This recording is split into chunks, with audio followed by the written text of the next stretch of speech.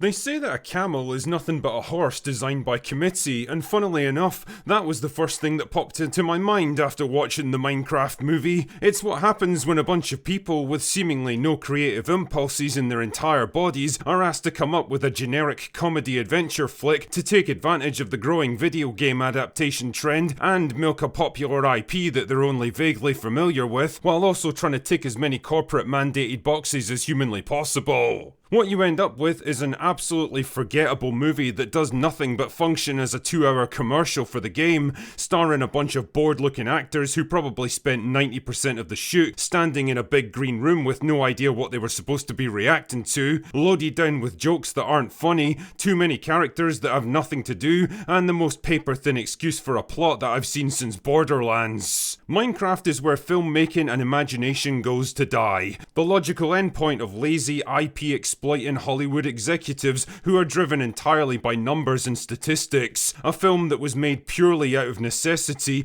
with nothing even resembling passion or interest from anyone involved. Let's get this one over with quick, because Minecraft deserves nothing better. The movie stars Jack Black as Steve, a guy who quits his dead-end job to mine for treasure and adventure.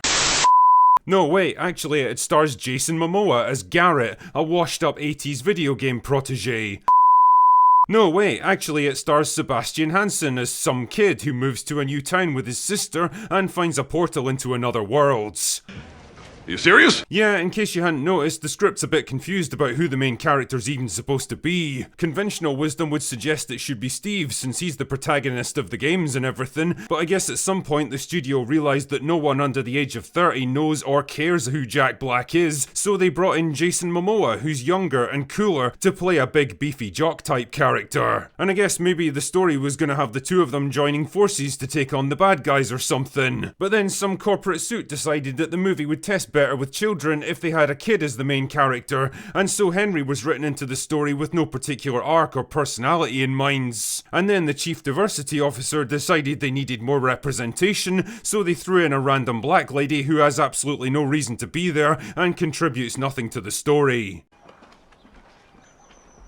Fuck. Great work, guys. Be sure to give yourselves an extra large bonus this year. Anyway, the plot, such as it is, unfolds thusly. Steve finds a magical bullshit crystal that opens a portal to the world of Minecraft, but then accidentally discovers an evil underworld inhabited by an army of evil pigs, who imprison him, but not before he gives the crystal to his dog, who escapes back through the portal into the real world and hides it. The crystal eventually falls into the hands of Garrett, who tries to sell it in his video game store, before Henry takes it and uses it to cross over into the world of Minecraft too. Oh yeah, and somehow Garrett, Henry's sister, and some random black lady also get pulled in with them. But oh no, the crystal gets damaged, so they have to find a replacement. But the evil pig lady wants it for herself so she can take over the world or something, so she releases Steve on the promise that he'll get it and bring it back to her. So naturally Steve immediately betrays her and joins the gang, because why the fuck wouldn't he? And together they work to defeat the evil pig army, open the portal back to the real world, and go home. And I know it probably seems like I'm speedrunning through the plot on this one, but honestly, I'm not, because basically fuck all happens in this movie.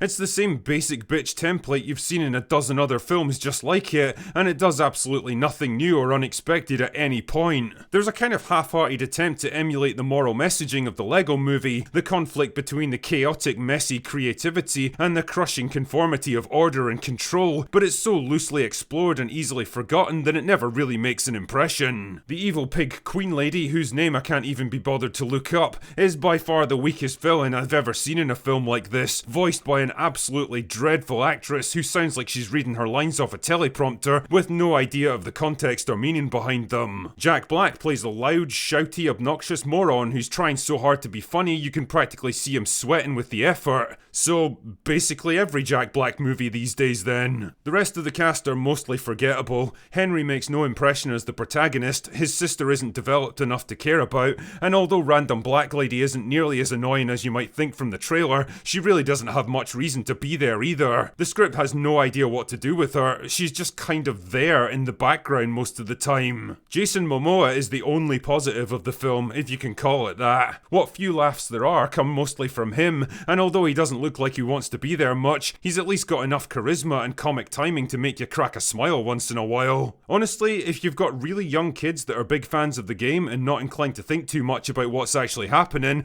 there's probably just enough here to keep them happy. But anyone with a mental age in double digits is absolutely going to struggle with this one. And the funny thing is, none of this really matters. Minecraft is such a massive IP that this film's probably going to rake in $1 billion, and nobody is going to remember it 5 minutes after it leaves theaters.